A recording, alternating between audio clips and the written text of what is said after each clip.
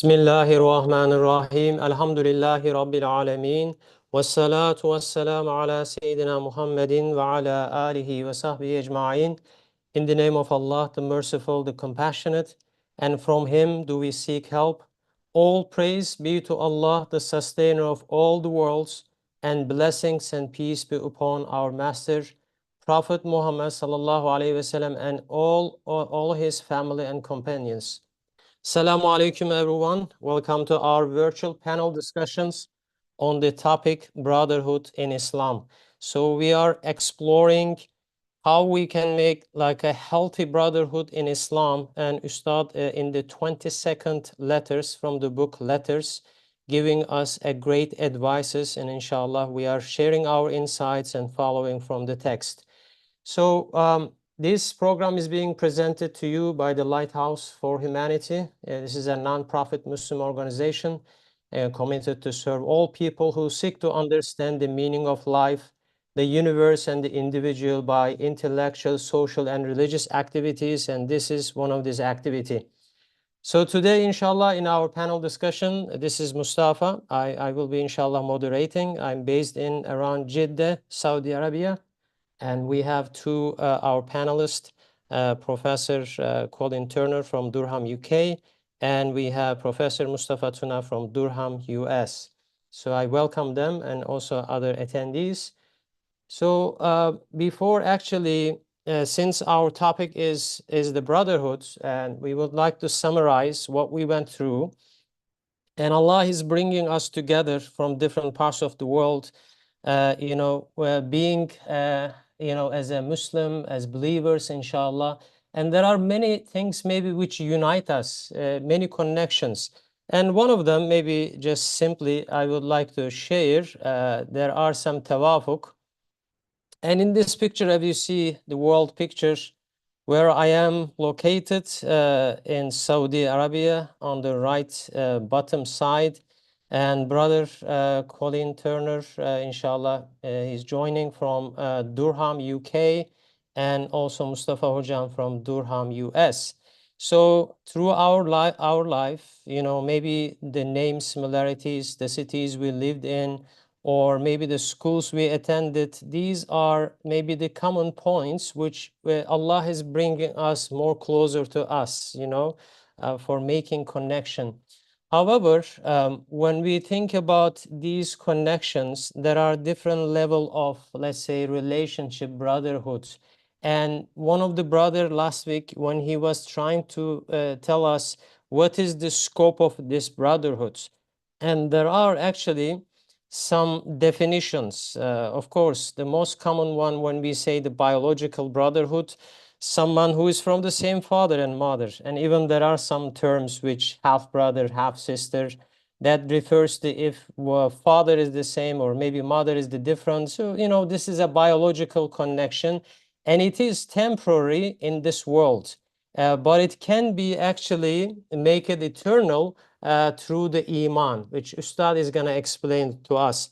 Secondly, the people from the same generation, maybe from the same region, same tribe, same nationality, speaking the same language, they can be also considered as a brotherhood from their location, but this is also belongs to this worldly life, and it is temporary. So people of the same race or nationality, this can be also transferred into hereafter, depending on their faith. If it's a faith through brotherhood, inshallah, Allah can unite them also in the next life. Thirdly, which is on the left bottom side, since all the human generation are rooted back to Adam alayhi salam, the first prophet, first human being, all humans are at root from the same mother and the father. So we are also brother in humanity. So, but this one is also can be transformed into eternal brotherhood through the faith, through the iman, inshallah. And the last one, when you look at it from the right bottom side, is the brotherhood through faith, believing in Allah, same Allah. And this can be like eternal. It is the highest level. It's a key ingredient to make all of these categories, inshallah, permanent. So the scope of this 22 letters is more focusing on the brotherhood in faith, the Ahli Iman. And when we also talk about the introduction last week, what we went through is Ustad was saying that what to avoid for a healthy brotherhood. And we want to make it this one kind of like an infographics to see better the whole picture, but we're going to go inshallah in more detail with our panelists. And but the key sentence which we went through last week, partisanship, obstinacy, and covetousness that cause discord, division, rancor, and enmity among believers are ugly, rejected, harmful, oppressive, and poisonous. So it's like there is a toxic brotherhood if we don't take the proper measurements in our relationship. So these three things, partisanship, obstinacy, covetousness, we should really be avoiding from them so that we don't want any discord, any division, or any enmity between the brothers. And this is like a lifelong challenge. It's not like something you take a pill and then you are recovered from their sickness, but all the time the Satan, our evil commanding soul nafs, is playing with us. And Ustad is from the Quran and the Hadith, and considering also the sicknesses of our time, he's giving us the best vitamins based antibiotics, inshallah. So we went through this a part of it like as an introduction. We also went through let me uh, go to the next one. To convince us also, Ustad says that when we look at from different dimensions, for example, from the perspective of the point of view of reality, haqiqa, from the wisdom, hikmah, from the Islam perspective, the wisdom of Islam, and from the personal life, from the social life, from the spiritual life, from all dimensions is actually very harmful. If someone breaks up or cross out his brother, that means he's getting maybe multidimensional losses and a lot of, let's say, discomfort and maybe a stress in his life. So we have to really take it seriously for listening to Quran and the Hadith and the Prophet Muhammad sallallahu alaihi wasallam. And Ustad in our time is really taking this one and then giving us the best advices. So if we also consider that one of the brother Nazif Hojam was saying that last week, the scope of the brotherhood. I mean, what should be the priority and the responsibility?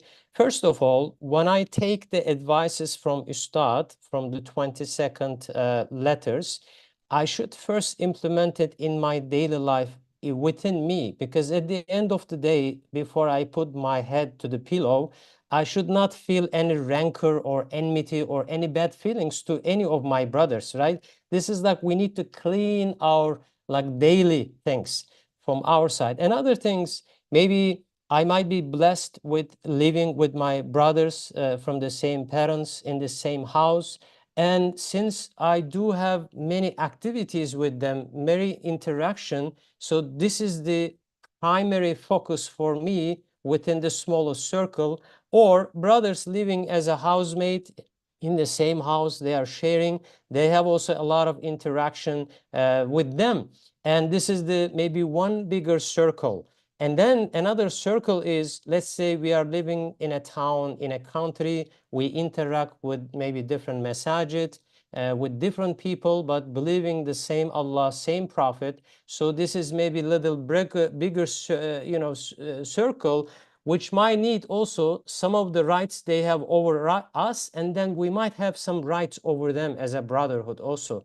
And also in a bigger scale, we are 1.9 billion Muslims out of 8 billion, and there are a lot of believers in the world, and we are also sharing from the same humanity perspective. We might have also some duties also over them, and then they might have also some rights over us. And the last one is the all creation is doing the tasbih, the glorification of Allah. We are also trying to be obedient to Allah. But that one is out of our scope right now. I think this is more between human to human interaction. And inshallah, the primary thing is we should consider it in the small scale. But as the time passes, our scope might change. And also what might happen is in our small gatherings or small talk, if we jump to a bigger circle and saying negative things about one nationality or one country, this might give a discomfortable, let's say, a feeling to the other brother. Maybe they can put a social distance with you. It doesn't mean that he's just crossing out you, but it may be maybe in a different angle. But you might give some maybe a bad feeling if you are just. We cannot generalize any country, any nationality, or any groups of people. So that means there is a lot of sensitivities we should think about it, inshallah. And I would like to move on the next. Okay, Bismillah. So as the beginning, the Ustad is giving us, this 20-second letter, the ayahs relevant, which will be discussed, and Ustad is inviting all the believers to brotherhood and love for each other. In the first discussion, which we went through, I want to read the ayah again because our third aspect, which we stopped there, is also quite relevant with this ayah. Bismillahir Rahmanir Rahim. In the name of Allah, the Merciful, the Giver of Mercy. Innamal mu'minuna ikhwatun faslihu bayna akhawaykum. Believers are but brothers, so make peace between your brothers. Quran 49:10. ادفع بالتي هي أحسن فإذا الذي بينك وبينه عداوة كأنه ولي حميم. Repel evil with what is better, than the one you are in a feud with will be like a close friend. Quran 41:34.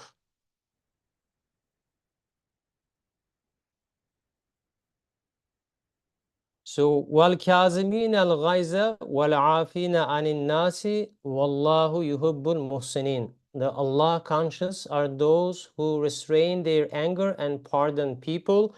Allah loves those who do good. Quran 31st 134.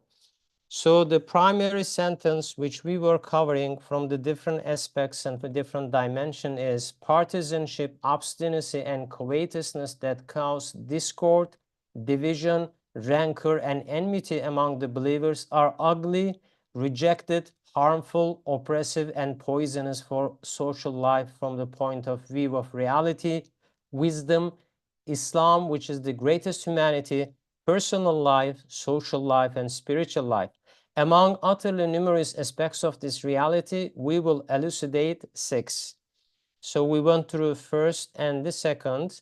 And also, when we look at it, this discord and rancor, it looks like more an internal NPC, which is not very visible maybe to outside if someone has a kin or if someone has, let's say, some attributes which is hiding within the heart and not revealing to outside. This might be some internal effect. But division and enmity, it could be also reflected outside as afaki.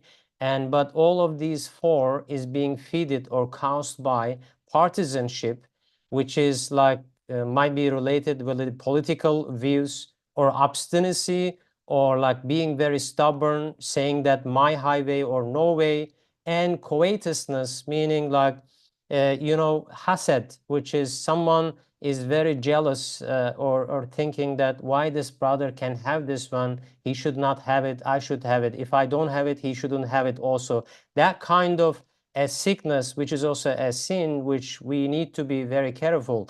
And in the third aspect, before we ask for the contribution of our panelists, I would like to read from the original English translation text, and we can go back to beginning and inshallah share our insights. The third aspect, reality, the Sharia and the wisdom of Islam warn you that per the secret of وَلَا تَزِرُ وَازِرَةُ وِزْرَ أُخْرَى, no soul will bear the burden of another, Quran 6:164, which is an expression of unalloyed justice, adala mahsa, harboring enmity and rancor to a believer due to a one criminal attribute,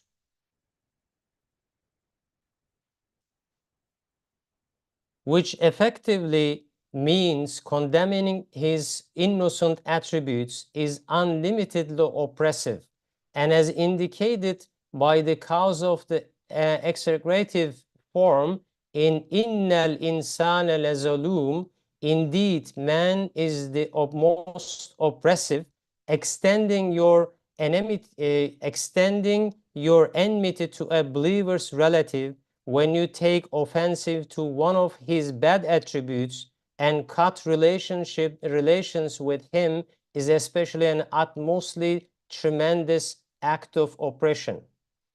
How can you then find yourself right and say, I am right? The bad things that are evil and cause for enmity in the view of reality are dense like evil and soil. They cannot infect or reflect in other things. The good things that are a cause for love are luminous like love, infecting and reflecting are their characteristic conduct. This is why the saying, a friend's friend is a friend, has become a maxim, and the saying, many eyes are beloved on account of one eye, is heard from many.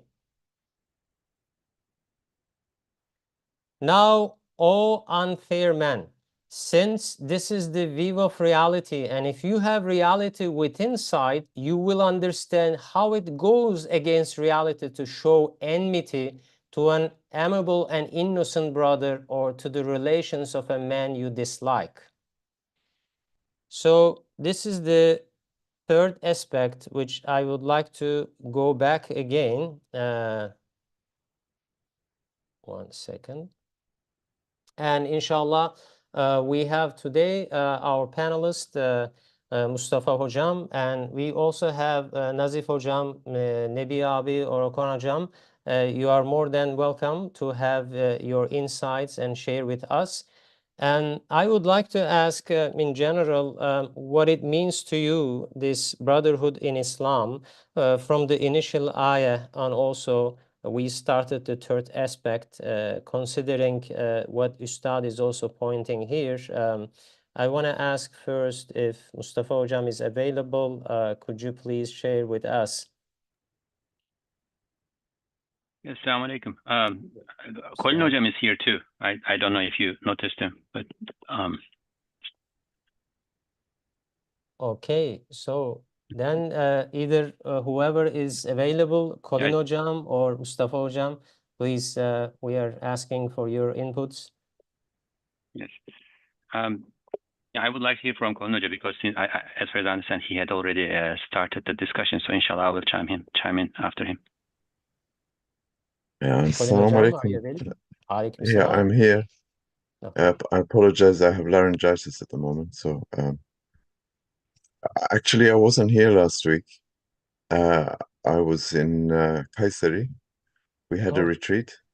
MashaAllah. And the retreat was actually a kind of lesson in ukhuwah, actually. I realized that also I should actually first, before I say anything, congratulate you on the new colorfulness of the introduction, not just your own verbal colorfulness, but we had all of the schematics and the diagrams, and it's very interesting. So that's something new, I think. Yeah. Yeah, this we want to make it like infographics a little bit to just yeah, show. it was very interesting. But I did realize actually, although in one of the it's called infographics, you showed that Mustafa, dear Mustafa Tuna, and myself, we live in cities with the same name. but your map had Durham, and it's pronounced Durham. I know it's quite confusing because of the spelling. You had it in the south of England, but the south of England is another country. We live in the north. Durham is in Okay. the north. And I think also Durham, correct me if I'm wrong, Mustafa, is in North Carolina, right? Yeah, we call it Durham. You're different. You see, ours is the original Durham. Yours is the copy. So We will have to live with yeah, that. yeah. Subhanallah, we have a I lot of common points, huh? The same city, and also both countries definitely. are united, and we want Muslims also to unite it, right?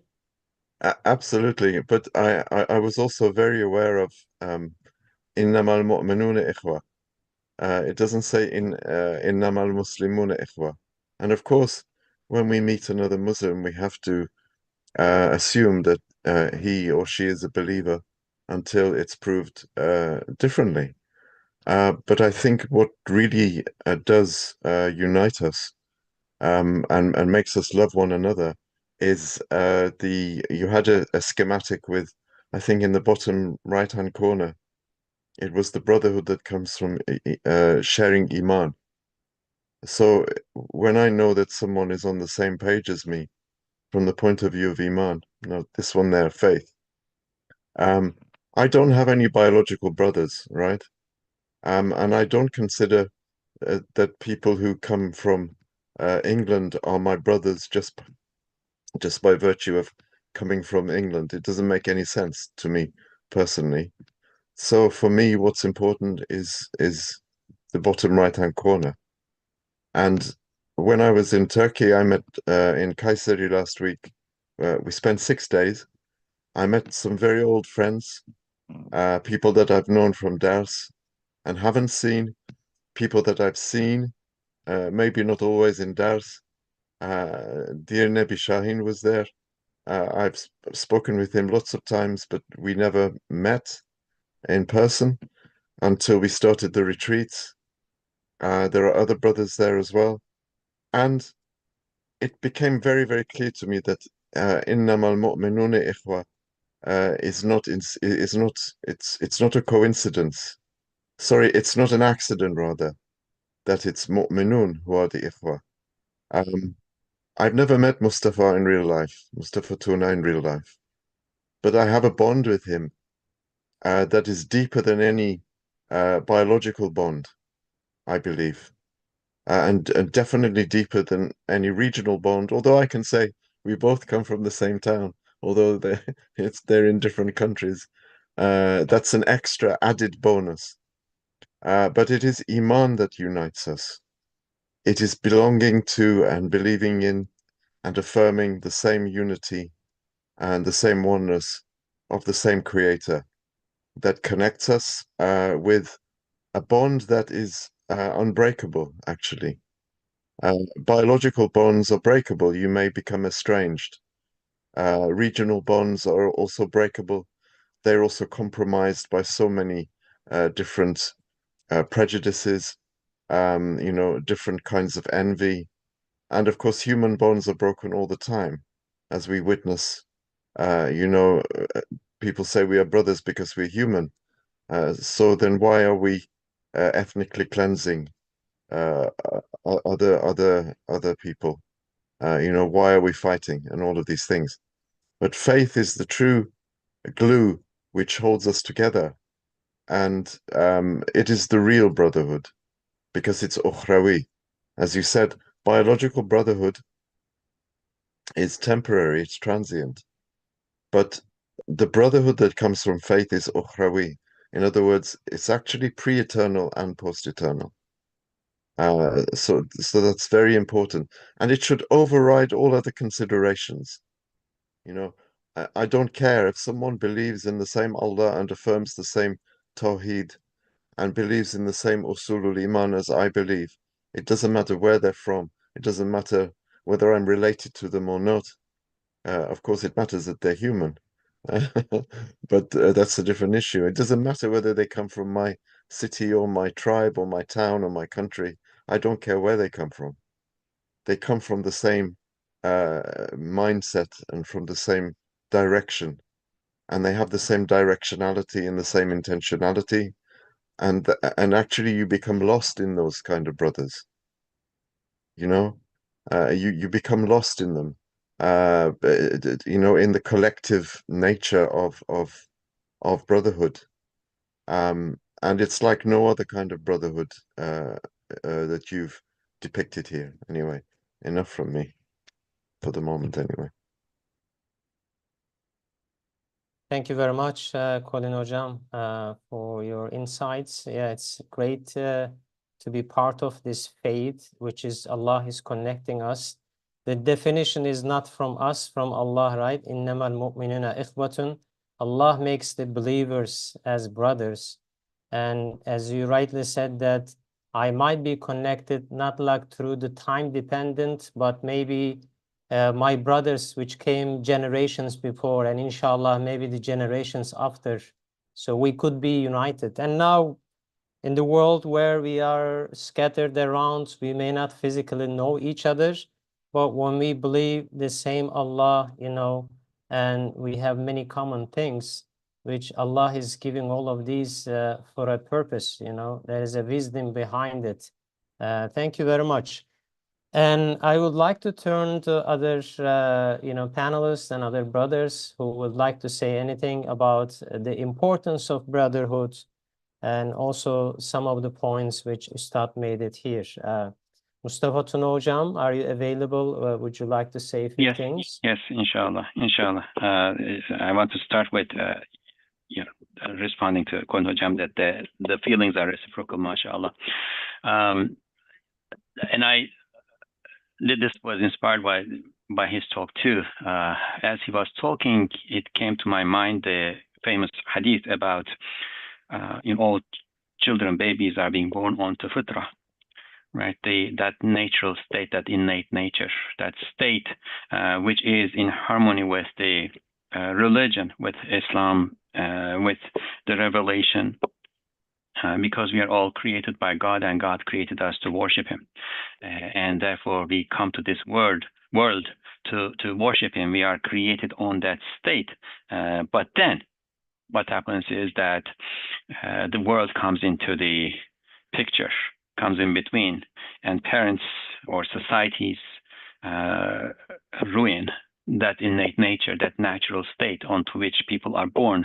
And instead of being worshippers, true worshippers, they become rebels and disbelievers, and so on and so forth. So similarly, the natural state, the state that's in harmony with the innate nature that we are born with, is brotherhood among believers. Why? As Ustad says, faith, iman, is intisab. It is connection, right? We are connected to God through faith. And that connection is the strongest connection. That's the strongest bond, the unbreakable bond, a bond that overrides all other bonds. God's existence overrides all other possible existences, right? And since we are all bound to Him, we are all connected to Him, through that we are all connected to each other. And that's the innate state that we are born with, and we should all be in. However, we are in this world, and we are in this world to be tested. And part of the test is all these problems that you read from the beginning of the treatise, right? The rancor, obstinacy, partisanship, and so on and so forth. Those are the things that come into the way and become impediments, ruiners of our innate state. First, we recognize this, and then Ustad is giving us some nasiha, some good advice to help us overcome these impediments. Because again, what causes the impediments is the nufus, the lower soul, the ego, and the combination of all those lower souls, those egos in society, which then amounts to a metaphysical personality of the lower soul, a metaphysical societal lower soul, right? And that requires conviction, strong conviction that goes beyond the intellect and characterizes our aspects, the aspects of our reality. That's why I think he's, if you could perhaps go to the other slide too, he is approaching the matter from all six sides. He is trying to convince us beyond our intellect, again, to a level of certainty that will be transformative, right? That from the point of view of reality, from the point of view of wisdom, from the point of view of Islam and personal life, social life, spiritual life, being in line with that innate state into which we are born, which is brotherhood with believers, is good for us. And this is obviously Ustad's approach in all matters, right? He doesn't tell us, if you do this in this world, in the hereafter, you are going to be rewarded, therefore do it, regardless of what the implications in this world does. He's always going to show us that faith, or being in line with the requirements of faith, is always good for us in this world and in the hereafter, right? So the lower soul tends to get into things because it thinks those are to its interest.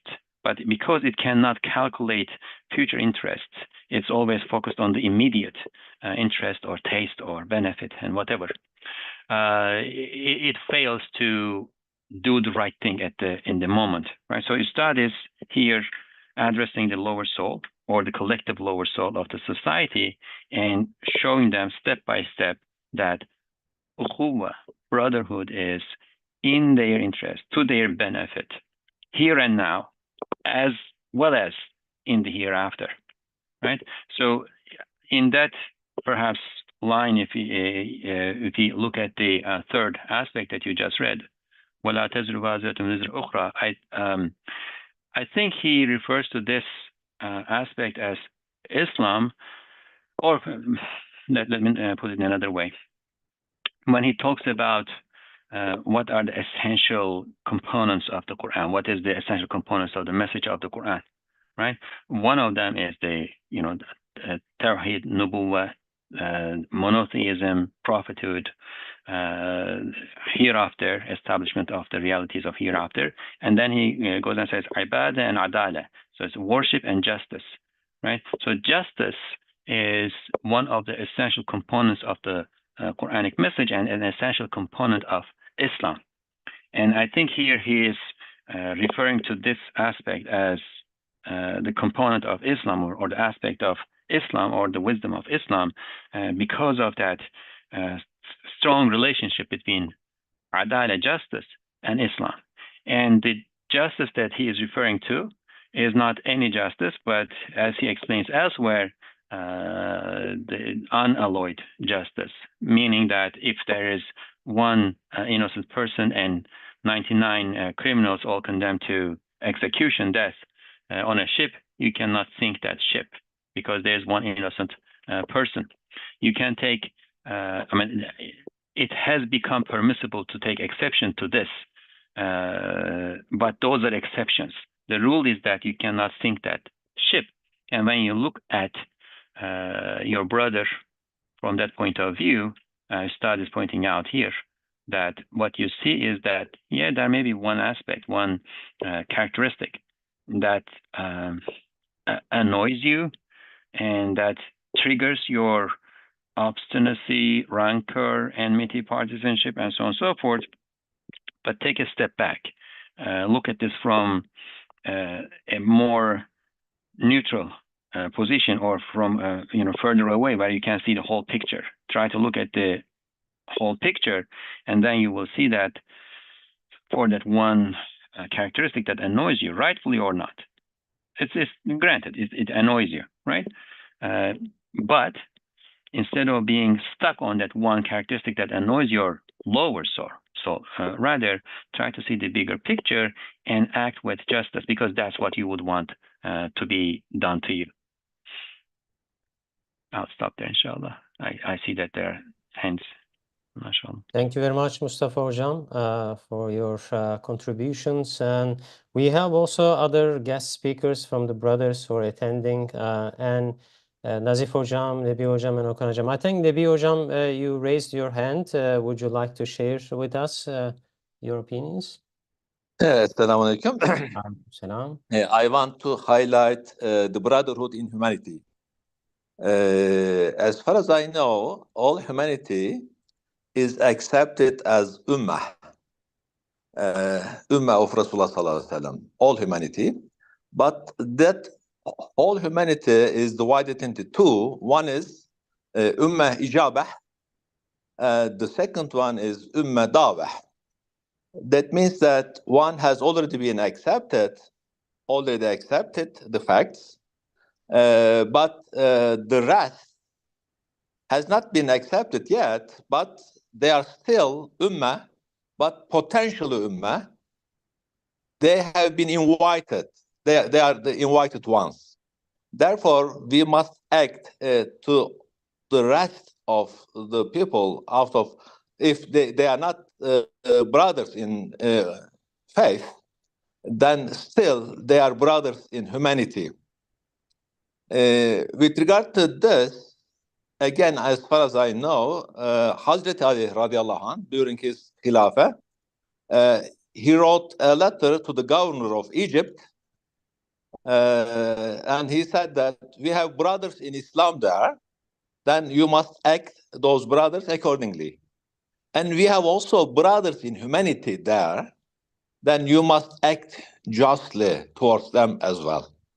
Therefore, we should try to keep that concept always in our mind, that the rest of the people which has not been accepted yet, Islam, they are potentially Muslim, they are invited ones, and we should treat them also accordingly. Thank you. They are invited ones.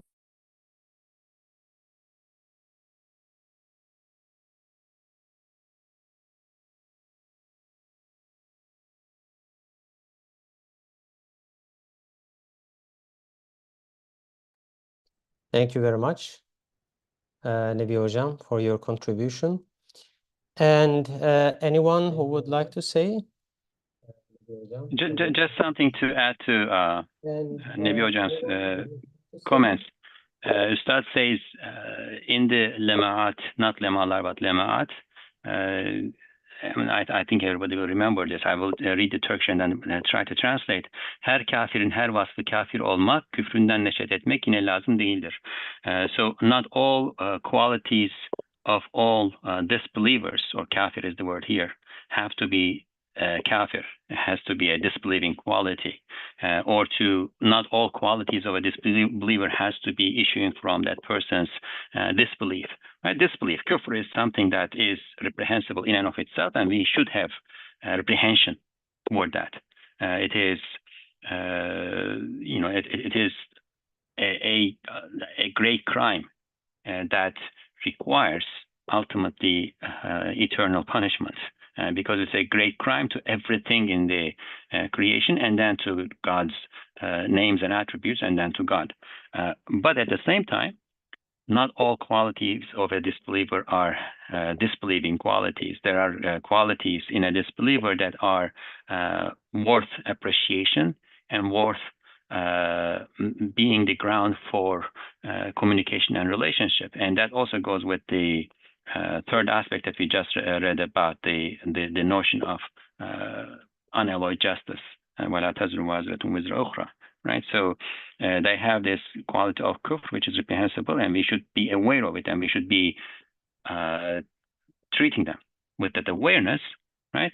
But at the same time, there are many other qualities that may be calling for appreciation, and therefore can be the grounds for brotherhood, or maybe brotherhood is maybe a too strong a word there. I'm not sure if I'm comfortable with it. I just need to think about it, right? But a shared world, a shared humanity.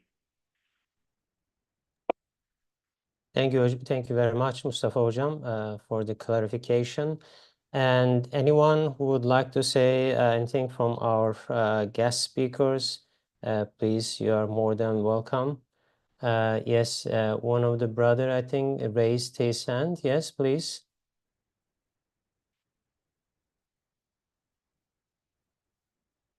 Okay. Brother AW, you could unmute yourself, and if you want to ask. Okay, Salaam Alaikum. Alaikum salam. Yeah, my name is Yahya from Adana, and right now, currently, I am in Texas. So, as a visitor, I would like to point out that about that ayat, Bismillah ar-Rahman ar-Rahim, وَلَا تَزِرُ وَازِرَةٌ وِزْرَ أُخْرَى. And this ayat is mentioned a lot places in Risale Nur collection. Especially as much as I remember, if I am not wrong, in Emirdağ layıkası, Üstad repeated it on, if I am not wrong, like 17 times. This means that it also is, if I'm not wrong, is mentioned the different part of the Holy Quran. But when we read, it is very important. You know, everybody is responsible from their actions. If you remember the Rasulullah last sermon, and if I am not wrong, he said that whenever a son made a mistake, an error, etc., his father is not responsible and not accountability. In the similar way, if his father makes any criminal things or error, mistake, etc., this time his son will be not responsible. And if you take that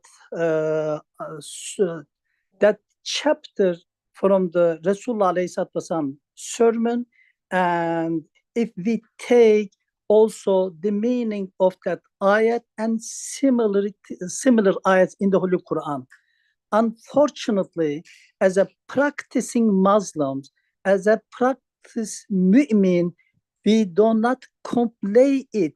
That's why in our social life, the brotherhood is not set up as we intended, as the Holy Quran commanded us, as Rasulullah commanded us. What should be done? This is the main important. So when we read that kind of part from the collection, if we do not act accordingly, unfortunately, we cannot set up the true brotherhood among the social life, among the Jamaat life, among the brotherhood. Thank you very much. Thank you very much, Yahya Hojam, for your kind contributions. And yeah, it's very good to have this kind of reflection, to get different examples. And also, yes, Colin Hojam, would you like to add anything? Your hand is raised now. Sorry, you didn't finish what you were saying, so finish what you were saying and then. Yes, I was also saying that, you know, when we are born, as the Mustafa Hojam stated, that we have qualities like believers' qualities, but as we raised up, grown up, depending on where the regional location is, we didn't decide it like who will be my father, my country, my language, and all of these things. But Allah is gathering all of these reasonings and connections around us. And we might have some maybe inborn, let's say, stubbornness, obstinacy, maybe some covetousness. We need to, you know, struggle, put efforts on it to cure. But there is another thing is also maybe in later stages is coming to our life is partisanship, like different views coming to play. How should we understand this? Sometimes it might be a political views, and maybe you might be experienced, and I actually experienced like some people, because of they have different views, a brother can easily cross out that brother. No, I mean, he has like a lot of good qualities. 99 maybe qualities are perfect, and one qualities is displeasing you. How can you, just cross out this brother, although he has many good attributes, right? So, and also from the other faiths, when we look at the attributes, sifat, they have, a lot of common things with us, like honesty, maybe like we might be also consider some of the things together for the agnostic views, maybe for disbelievers, maybe some social problems which our kids also having, their kids are having. So there might be also some sharing points from the broader perspective. But of course, maybe the daily life, day-to-day interaction is more in the inner circle. But when we also interact with other communities, there is always a room we need to implement these rules. This is, I think, what I get from our also panelists. Colin Hocam, I think you were going to say something. Could you please share with us? Yeah, I just wanted to comment on what Mustafa said about shared humanity. I think he's right. I'm a bit uneasy. I mean, this idea of, the brotherhood of man is a very sort of idealistic. It's also a kind of platitudinous remark or platitudinous phrase that was coined back in the 50s and 60s. That we're all part of the same family, and of course we are all part of the same human race and from one nafs. But I'm a little bit uneasy about the extent to which we can actually amplify the scope of brotherhood to include absolutely everyone, regardless of their situation. I think shared humanity is one thing, but definitely we have to unite with people on the points of convergence, and we have to try to disregard the points of divergence. So, as you said, and actually, Ustad also says, I think in Isharatul Ijaz, he says there are some people who are not Muslim, but they act more Islamically than Muslims. Not exactly those words, but I think that's the meaning. And also, he says there are some people who may have never met the Prophet, والسلام, but they act in a prophetic way, as though they have met the Prophet, and they're unbelievers. So, there's a difference between the two kinds of unbelief, one which is Qabul Adam and Adam Qabul. Qabul Adam really it pertains to those who are sort of I call them extremist atheists or fundamentalist atheists, with whom one finds very, very few points of convergence.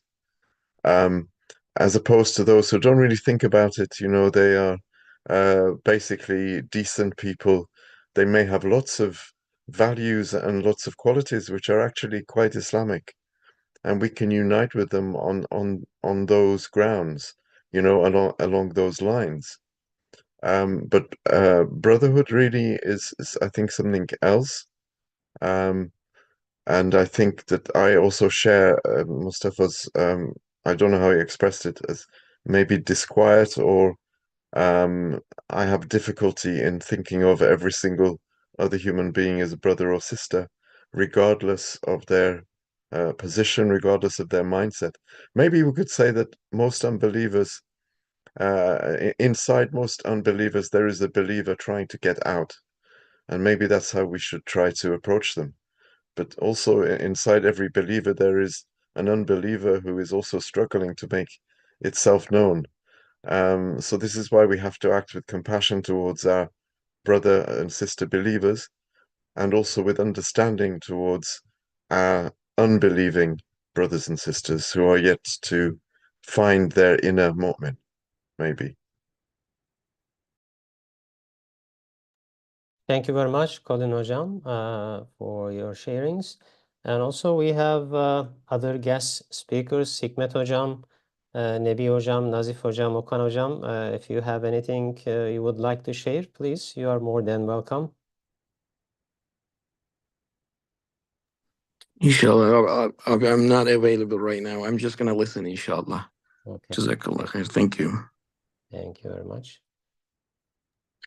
Okay, can I add a point, Mustafa abi? Yes, please, Okan Hocam, yes. I just want to focus on the text itself in the third aspect. Actually, it is also related with the first and the second aspect. that was discussed last week, I guess. Ustad, in the first aspect, gives us an example that there is a ship, and inside the ship there are full of innocent people. And Ustad also puts us inside the ship. Like you are inside the ship, and do you want to sink it? While you are innocent, you know you are innocent, and there are also 9 innocent people, and there is only one cruel person.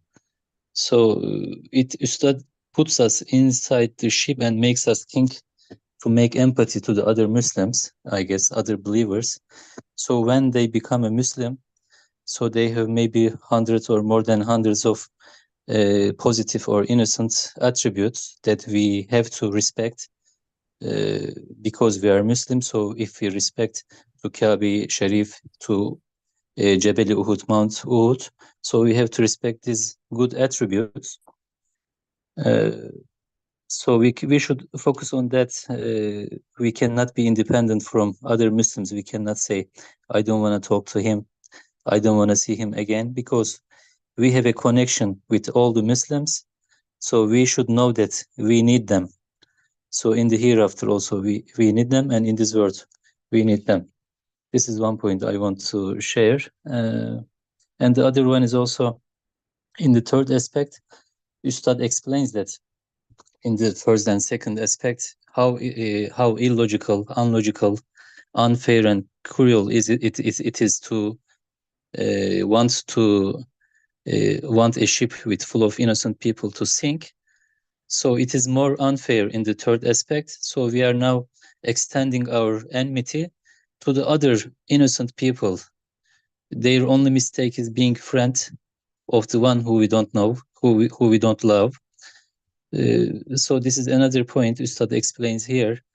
And this is a very important point that Ustad says bad deeds are like soil and they are dark, so they shouldn't reflect to the others.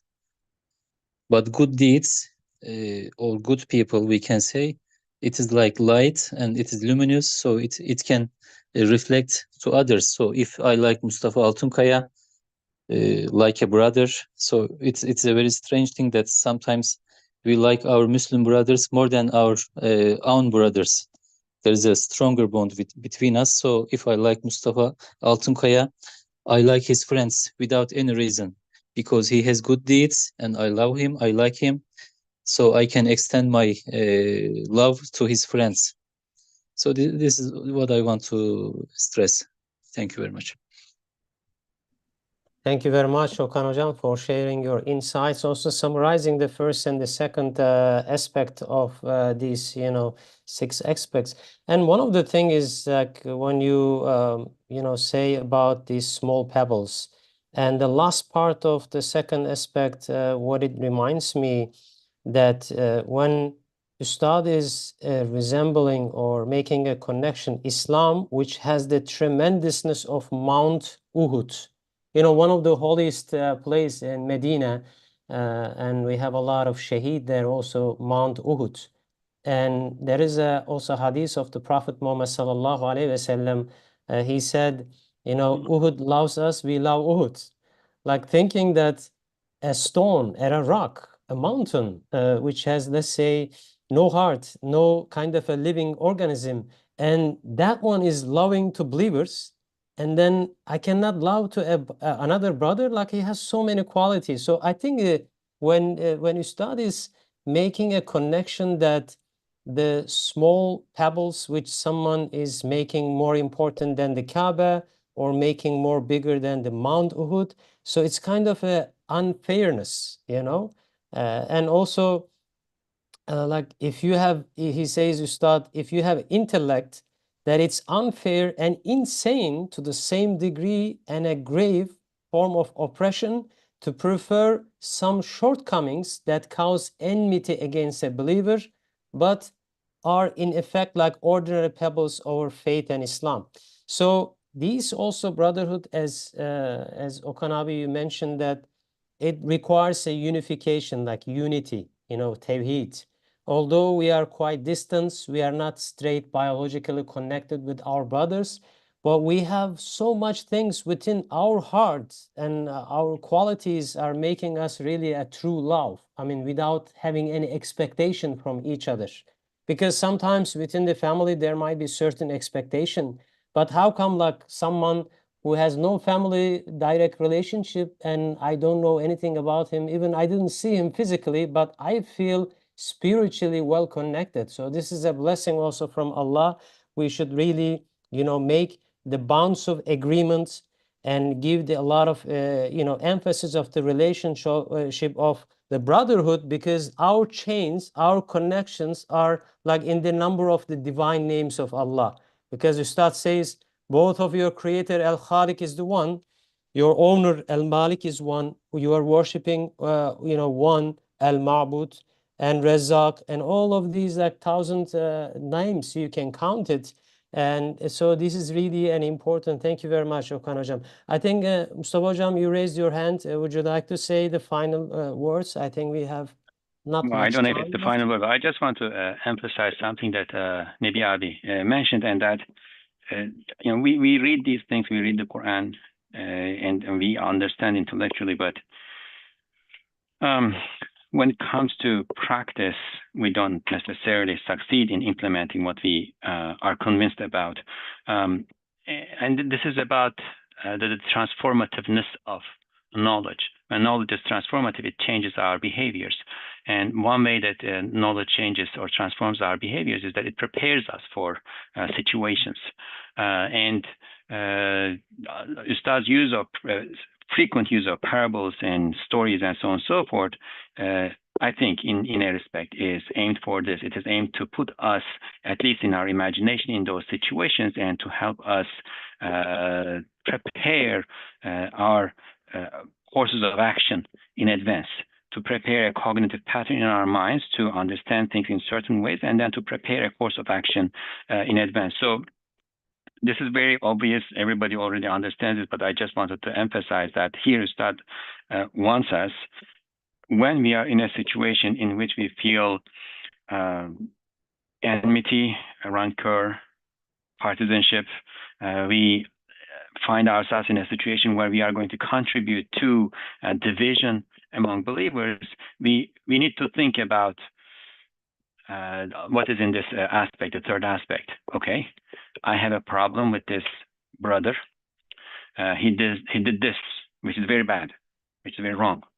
He said this to me, or he was taking care of this service, and because of his negligence, the service did not go through, etc., etc. He did something really bad, and then I need to stop and think, okay, he did that one thing, but on the other hand, he had all these beautiful characteristics. He is in this thing because he is, we are shouldering the same great treasure together to lift it. We are in the same service. We are connected to the same God, and the other ones that Ustad mentions elsewhere here in this treatise. Next, it is not only that this brother or sister, obviously, this brother has this one bad aspect and then these 99 good aspects, 99 good qualities, but also that the evilness of this one quality is like darkness or soil, right? It does not contaminate the others because it is evil. There's evil in that. If I'm perceiving right, I may be wrong too, but if I'm perceiving right, there is an evil in what this brother did, and evil, because its essence is non-existence, does not contaminate. On the other hand, good, because its essence is light, it spreads. So not only that he has one bad aspect and 99 good aspects, but also that he has one bad aspect that is limited to that one aspect, and 99 good aspects that all illuminate one another. And now, if I'm stepping back and thinking about this situation in the way that Ustad wants me to think, I should be able to overcome that emotions that are surging in me against this brother because of the particularity of the situation. Thank you very much, Mustafa Hocam. Anyone who would like to say the final words? If not, the time is almost there. Yes, anyone who wants to say, I think and the chat box also. We are done. Okay, Mustafa Hocam, would you like to give the final dua for all of us, inshallah? Okay, inshallah. Okay. أعوذ بالله من الشيطان الرجيم بسم الله الرحمن الرحيم والعصر إن الإنسان لفي خسر إلا الذين آمنوا وعملوا الصالحات وتواصوا بالحق وتواصوا بالصبر. May God put the true love that is in line with the innate state that we are born, and that's in harmony with our innate nature in our hearts, and may God give us the ability to preserve that there as He wants to see us, as He wants to see our hearts. May God reconcile our hearts to each other. May God may God take away all sources of enmity and rancor and division among believers, and reconcile the hearts of believers, and help us achieve that unity that is an obligation among the believers today, inshallah. Amen. Amen. Thank you very much for everyone, and our panelists also. Thank you a lot for your contributions, and inshallah, hope to see you all in the next session.